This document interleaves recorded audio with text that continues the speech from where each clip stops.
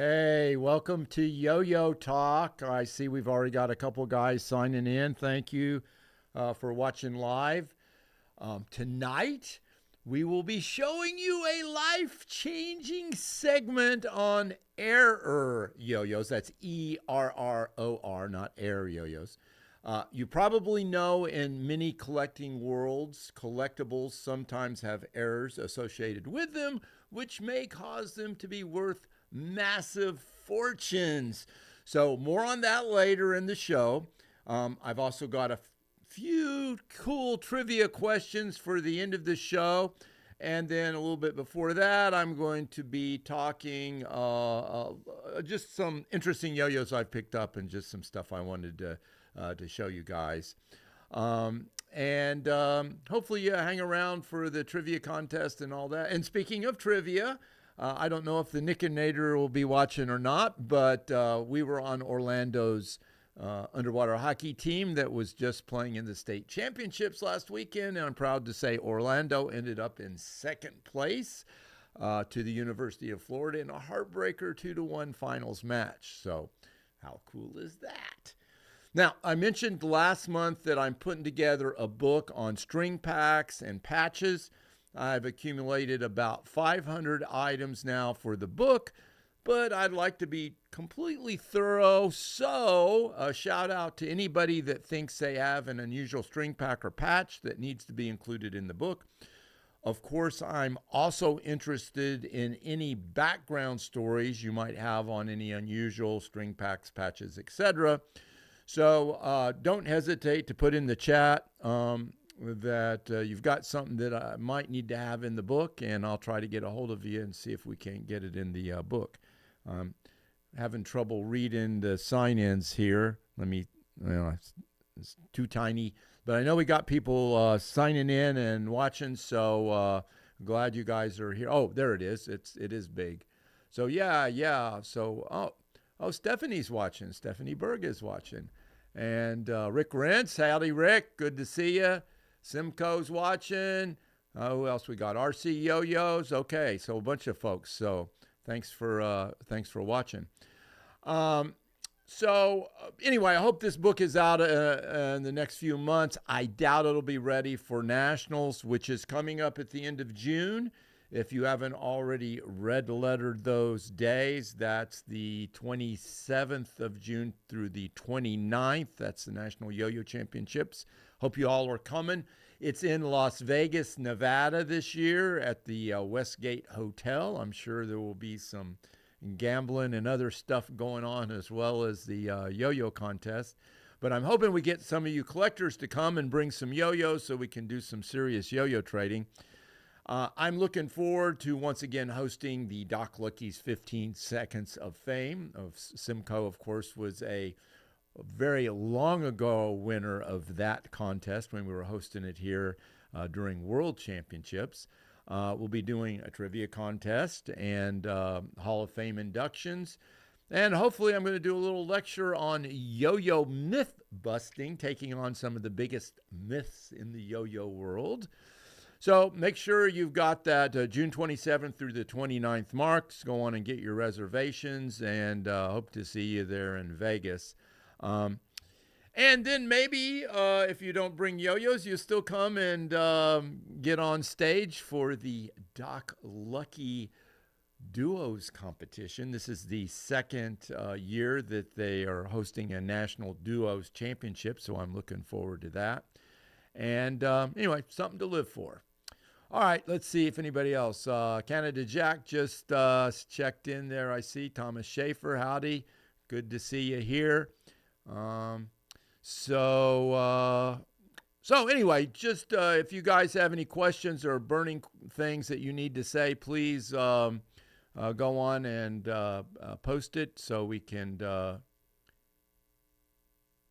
Tim Simcoe corrected me. He did not win the 15 Seconds of Fame.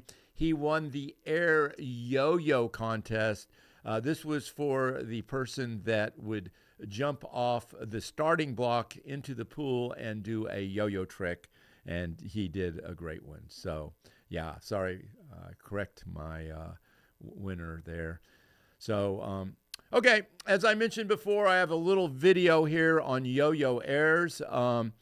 I think there are some yo-yos out there that may actually be worth thousands of dollars that you may not be aware of. So we're going to run that video and make sure you feel easy about throwing out some questions as the video is going on. I'll try to answer those while the video is running. If you are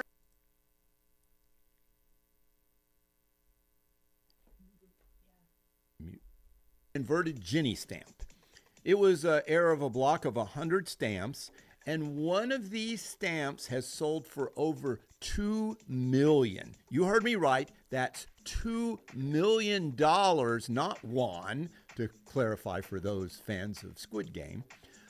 I'd trade a pretty good yo-yo for one of those stamps.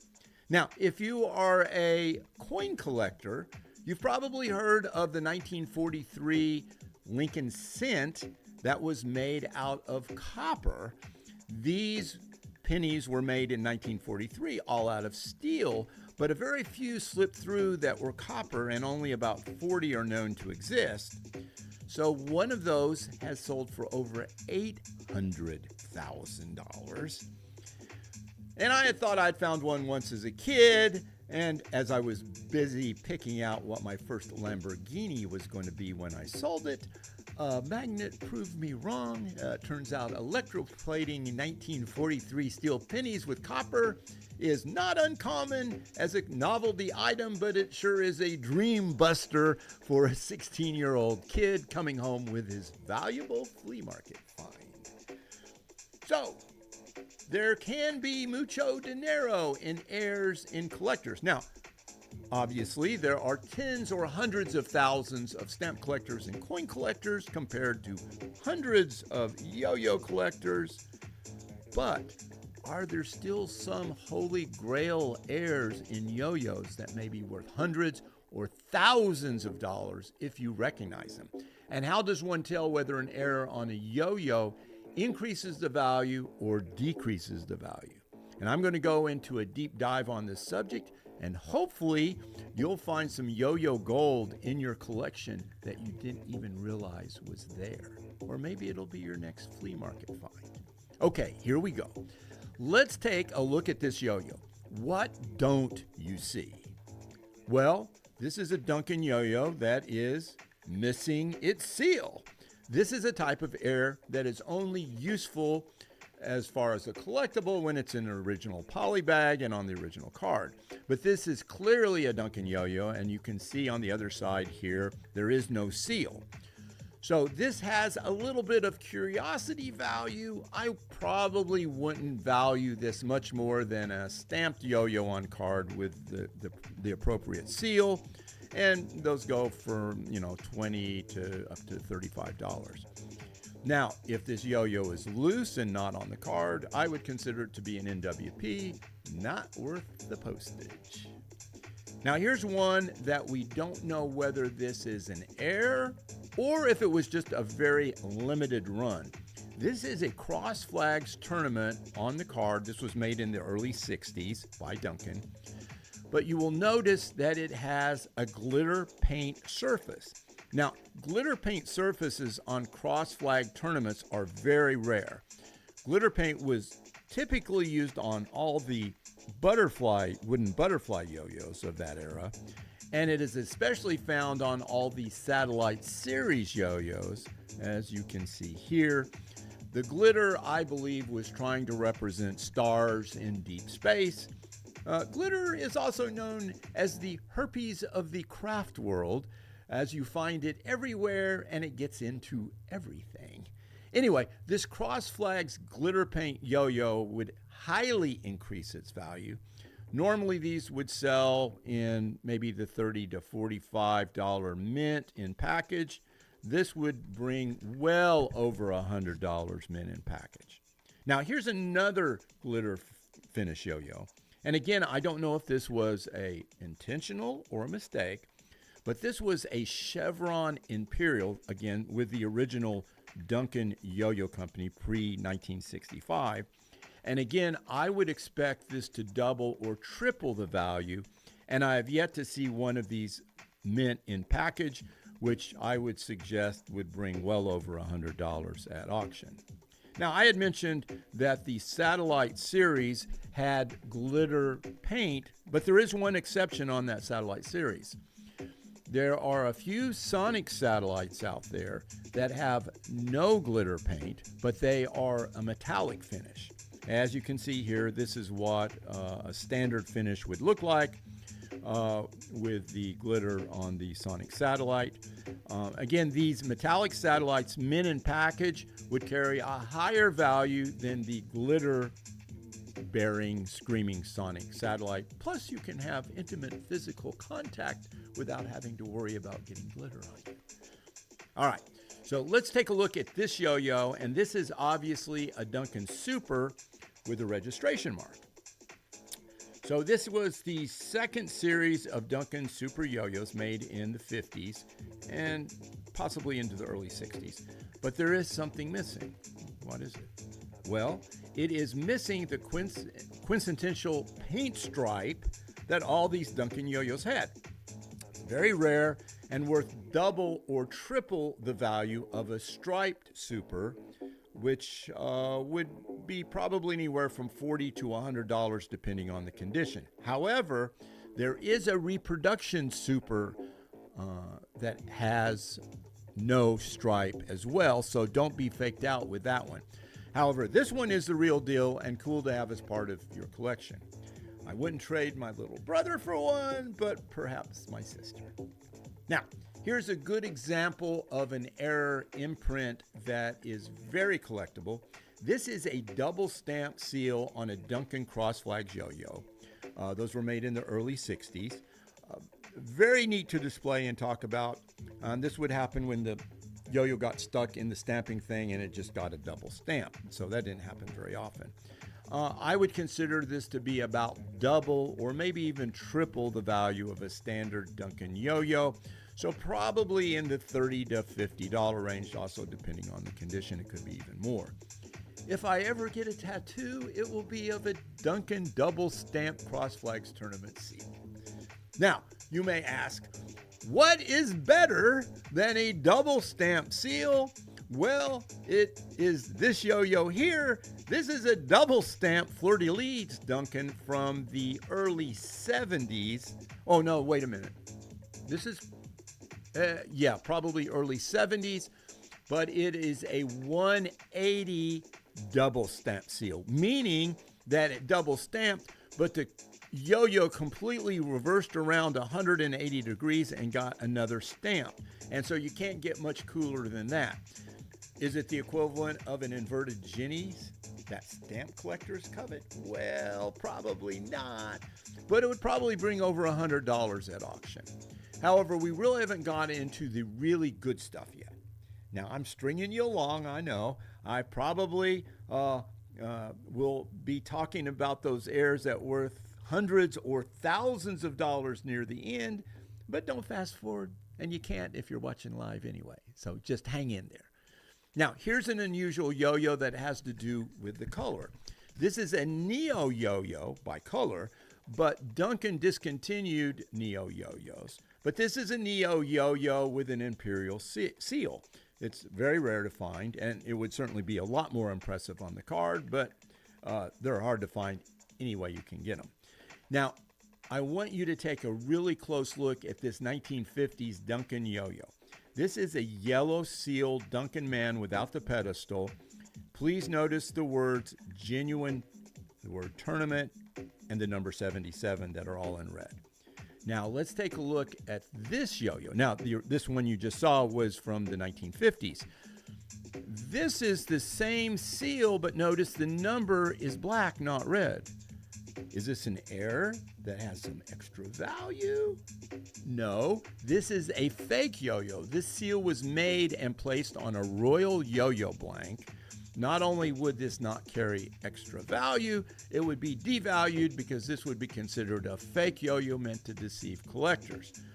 You can also notice the registration mark is a little bit larger on the fake one than on the original yo-yo. And you may also notice there is no crazing on the seal, That's how you know I'm an original yo-yo collector, because I have a lot of crazing on my face.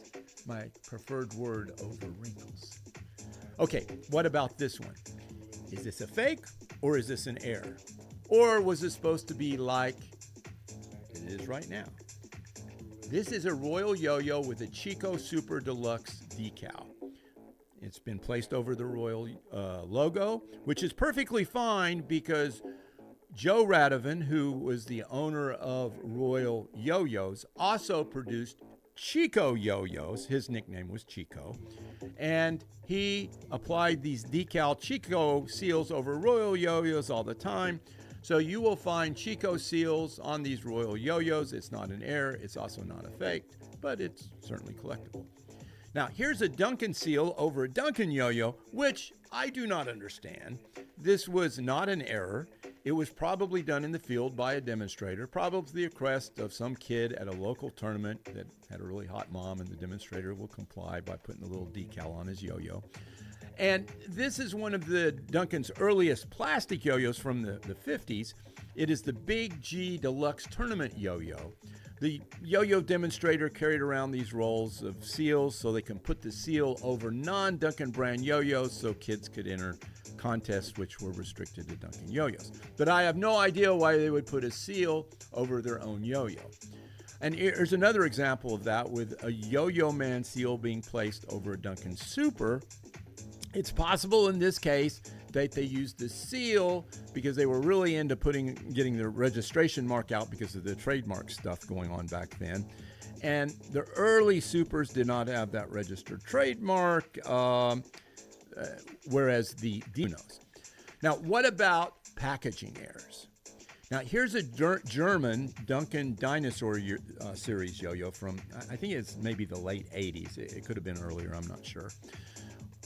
So the wrong dinosaur is in the wrong container.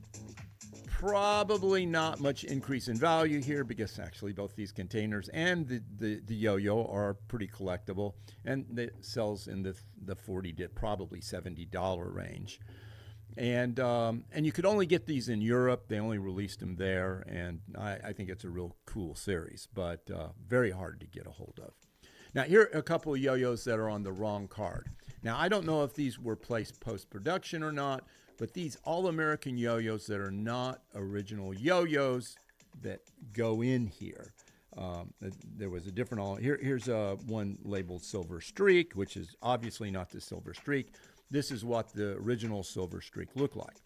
This, in my mind, devalues the yo-yo, and especially when it's intentionally placed on the wrong card. And sometimes you'll find on eBay, sellers, post-production, will take a card apart and put another yo-yo in to make it look like that yo-yo's meant in package, and it's not, and I consider that to completely devalue the yo-yo. Now, here's an example of a yo-yo on the wrong card that might slightly increase the value because it is an error. This is a box of Disney yo-yos. This was made by Festival in the early 70s. They had the licensing right for the Disney yo-yos during that period of time. As you can see in this box, these yo-yos corresponded to the figure that was on the yo-yo. But occasionally there would be mix-ups in the packaging and you would get the wrong character on the card. I don't think it increases the value that much. These yo-yos typically sell in the $15 to $30 range in package, so I don't think you should pay much of a premium for the wrong Disney character if it's on a Disney card. Now, if you're saying, when are we going to get to the really valuable ones so I can retire early? Okay, we're almost there. I'm going to show you one more error, and then we'll get to the holy grail of yo-yo errors. This is a typographical error. If you look closely at this yo-yo, it is a long spin yo-yo, obviously produced elsewhere. And this yo-yo, growids in dark. Now, this yo-yo is special to me because it was my first air yo-yo that I got in my collection. Now, I believe they were trying to say it glows in the dark. However, if you take a yo-yo like this into a very dark room, which you will see here, I just want to say, if you look at those little things, that's not glowing. Those are just reflections off of little lights that are right there. It is pitch black. When it is away from those lights, it is like being in Mammoth Cave with the lights turned off. There is no glow. There is no light at all. So if you hear me referring to a yo-yo as a growid yo-yo, that means it is a yo-yo that is supposed to glow, that does not, or has a pathetically weak glow. So growid, you heard it here first on Yo-Yo Talk. Okay, now on to the inverted ginnies of the yo-yo world. Will these someday sell for over $1 million each? Well, I'm sure my estate hopes so someday. But in my mind, the holy grail of yo-yos, as far as air yo-yos, are the reverse Tom Kuhn No Jive yo-yos. The laser that created these yo-yos was accidentally reversed, so a reverse image appears on each of these yo-yos. If you look at one of these yo-yos in the mirror, the seal will appear normal, and there were only 4 of these reverse types made.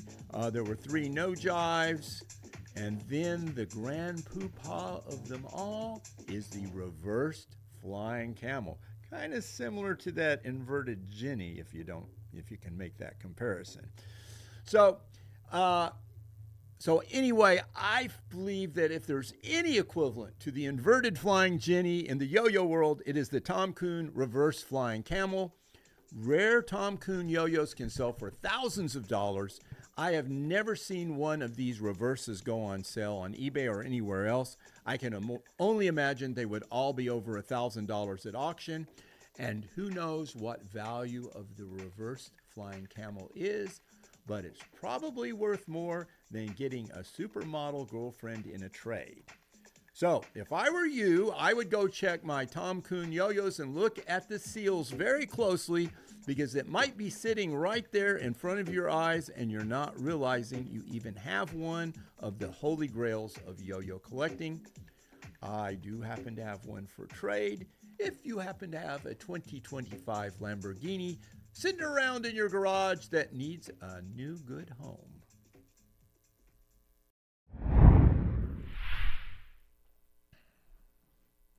Hey. So, welcome, Hall of Famer Jimmy Johnson. Any questions out there on those errors?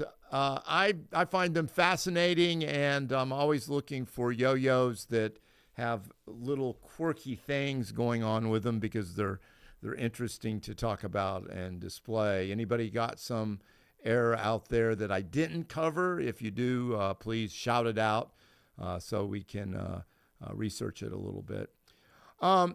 So I'm going to take a couple minutes here and just talk about some recent yo-yo finds, just some curious yo-yos, that sort of things that I've picked up here recently. This first thing, I may have shown this yo-yo before. This is, and I wasn't sure on this yo-yo when I got it. I got it off of eBay, but I was looking at it and going, man, that's, they said, metal yo-yo, gold plated. Well, make a long story short, it's not gold plated. I thought, boy, this is pretty heavy. It is a 9-karat gold yo-yo. It's from France. Probably would be my guess. This is from the yo-yo craze in the 1930s. Yo-yos in France were a big deal in the early 30s, and there's all kinds of cartoons and documentation of just everybody playing the yo-yo in France. So it's not surprising that they came out with a gold yo-yo. One was just up on eBay recently for around $400, and they had it tested, and they said it is 9-karat gold. So anyway, I thought I would just share that to you. If you have an interest in getting an actual real gold yo-yo that's not just plated, there you have it. Now, this is a yo-yo where I'm just kind of doing a shout out to the yo-yo community because this has been kind of an enigma. This is a Yippy Yo, and okay, here it is. It's got a double string slot here, and I cannot figure out why this was made or how it works or what the idea was behind this. I sure would like to see one in the package if anybody has this, but certainly a curious yo-yo. And I'm thinking I may have even seen a patent for this. Let me see if there's actually, I'm going to take a peek here and see if there's a patent number on here. I was thinking there was a patent number. No, I don't see one here. But anyway, weird yo-yo, and if you know anything about it, please give a shout out and give us some information. Now here's one that I just got recently. I love these weird novelty yo-yos. This is a Pierre Cardin yo-yo. There's the little insignia there. It's very, it's got kind of a mirror finish, so it sees everything. You see the whole studio there in it. But here's the neat thing about it.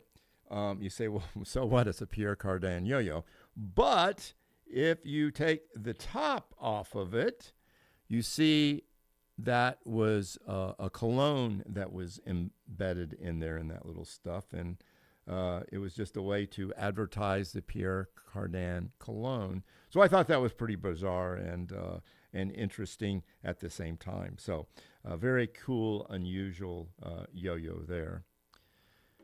Now, this is a yo-yo we all know and love. This is the Duncan Superhero series. Oh my gosh! And the thing that I was going to show you that's so important just came off, but that's okay because I've salvaged it.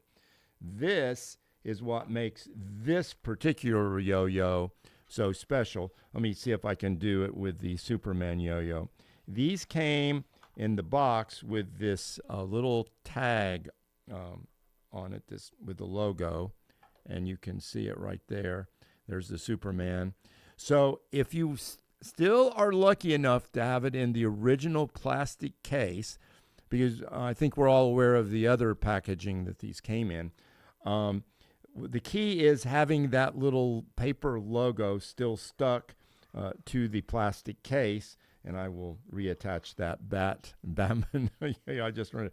But, I mean, that like doubles the value of these yo-yos having that particular case and that little logo there.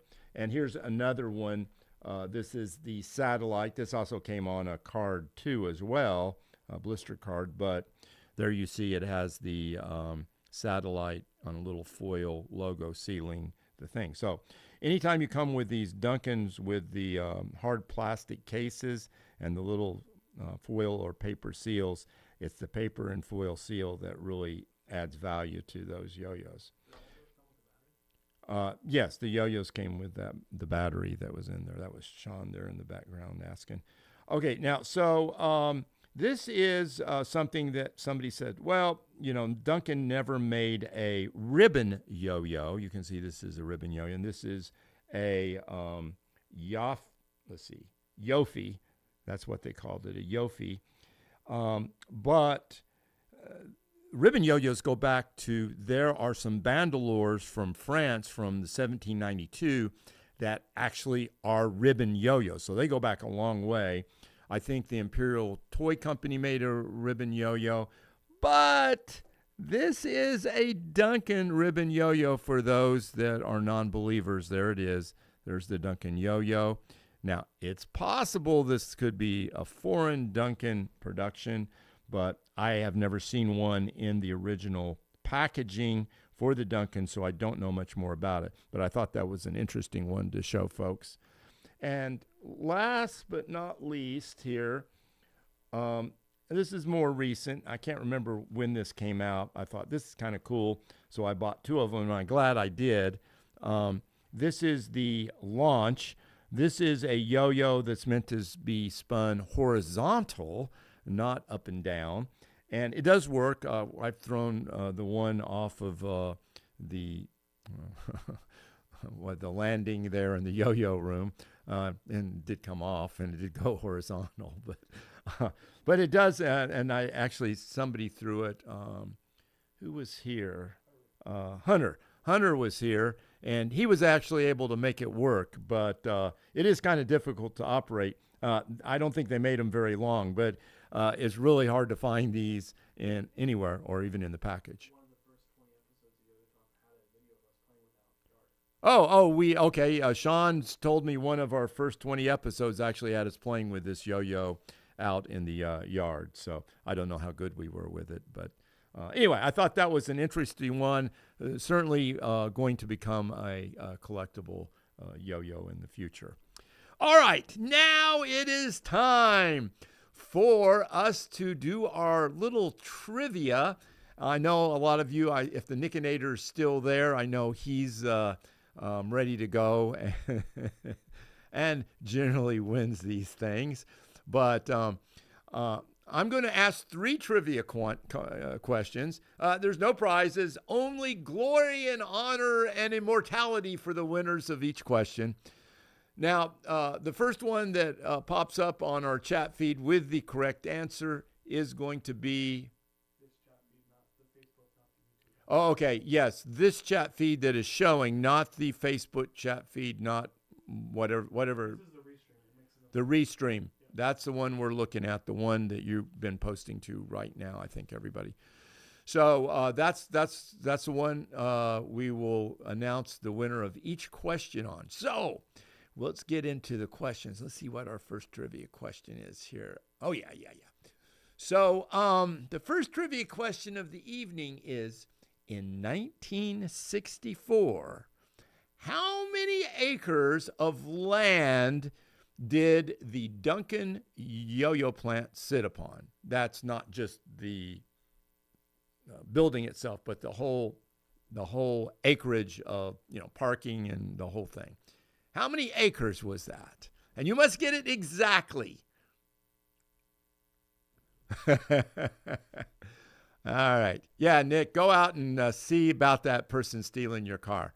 Maybe give other people a chance here. All right, we'll see what happens here.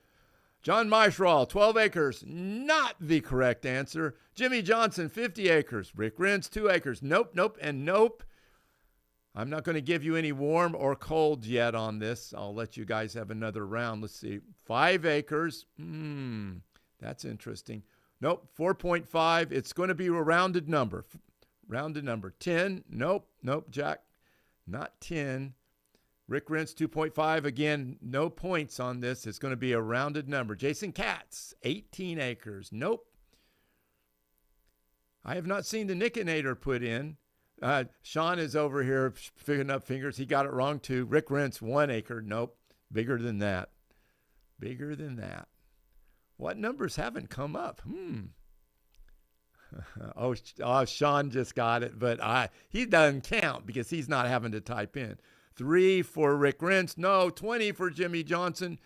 Oh, Simcoe. He comes in with the first answer correct at 6 acres. 6 acres. That was one you just pretty much had to guess until you got it. But I'll give you credit, Sean. Sean's over here thumping his chest like Tarzan, doing his battle cry because he got it before you guys, and he didn't know, so he just guessed right.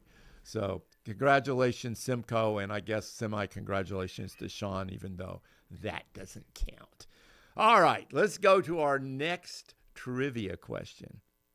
We're going to go back to 1964 again. How many strands did an official Duncan cotton string have? Okay, we're waiting for the answers. Sean's there. Sean did not get right on the first answer, so we will see if anybody else comes up with that. All right, we've already got things coming in. Nope, I'm not seeing the correct answer yet. Wait a minute. I'm not sure if that Rick's answer was for the acreage or for the yo-yo strings, but that was for yo-yo strings. Oh, nope, still not there. John Bozung is at 6. Oh, John Maishral, 8. Well, yes, he has his own string pack, so that would make sense that John would get it. So 8 is the answer. Somebody else, Big Dog, just came in, but a little bit late on that. So congratulations to, who did I say won? John Maishral. Okay, we will move on to the third question. Okay, this is a good one. And it's something I think about a lot right before I go to bed and go to sleep at night. These little statistics go through my mind. I really, really like it. So, what was the moisture content of the wood before it could be made into a Duncan yo-yo? And this is by percent. And it is a rounded number, not point something, point. Okay, here you go. No, Sean is over here with his fingers, and that is incorrect, Sean. Sorry, but good guess.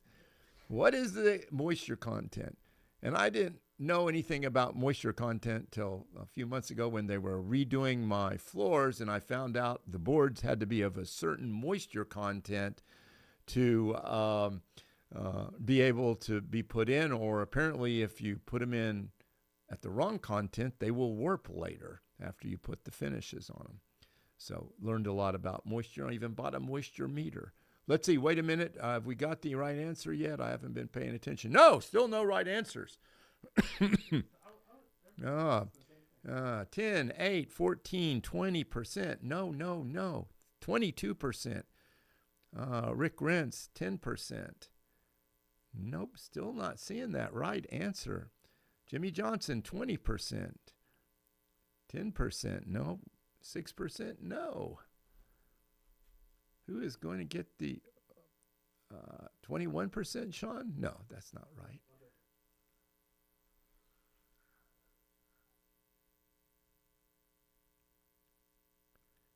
I think we're just starting to throw out numbers now. I don't think the Nickinator's watching right now. 25%. That's pretty soggy wood there, Rick. Jack, 25% moisture content. That'd be dripping water out of that sucker. 15%, not there. 30%. Now we're really dripping water. You can squeeze it out of that one. 30% for Jimmy Johnson. 18%.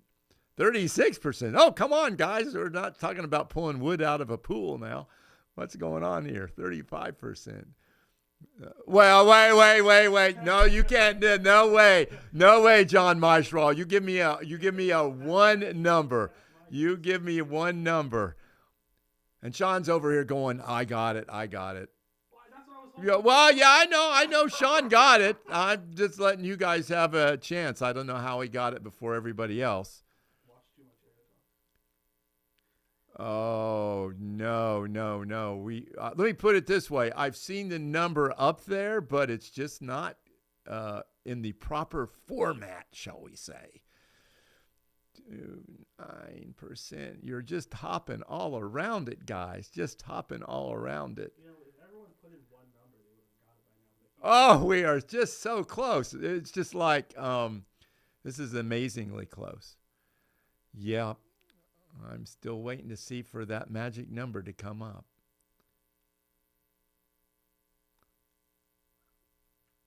Everybody's just giving up. They're just saying, there's no way. And here's Sean. Sean is here, and he did get the number. And I would advise you guys to look at the numbers that have been given before, because some of you are just repeating numbers that have already been given, and that is probably unlikely. There it is, John Maestral, 12% in the correct. And that we received 100 message today, so high fives all around. So, and Jack came in a close second with the 12%. So that's the wood moisture content. Now, I've decided I'm going to do a bonus question since...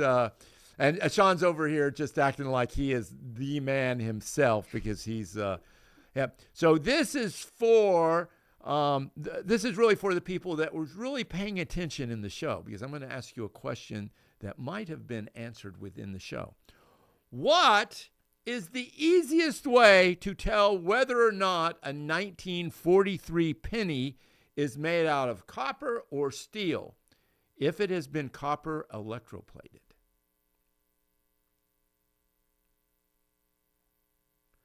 Oh, Sean is, he's thinking he's got hair on his chest coming in really thick now because he just already said the answer. But it takes about 30 seconds for you to come in, so he doesn't get to count. Yeah, hurry, answer this before Nick comes back. And honestly, this answer was in the show, so it should be really easy. Even without the Nickinator, it's going to come up. Weight is one. Oh, there it is. RC Yo-Yo magnet. Yeah, you just pop a magnet on one of those copper-coated steel pennies, and it sticks. So easy to find. Yep. All those things probably are kind of semi-correct. So, but the easiest way is just pop a magnet on there. Okay, well, that's about all I have for tonight. Next episode, well, Sean's over here giving me the. I should make him just sign in and type in, and we'll see how good he is next time. Next episode is going to be June 5th. That is one day before what day? I should have made that question one of the trivia questions. And of course, that's National Yo-Yo Day is the following day on June 6th. So we'll be celebrating National Yo-Yo Day on Yo-Yo Talk a day early. There is not going to be an episode of Yo-Yo Talk on July 3rd because I'm just getting back from nationals, and I don't think I'm going to have a chance to put it all together. So I'm just going to take a hiatus that month, and we'll be back in August. But we will have one in June. As always, it was great being with you tonight. And always remember, you can never have too many yo-yos. This is Doc Lucky signing off until June the 5th.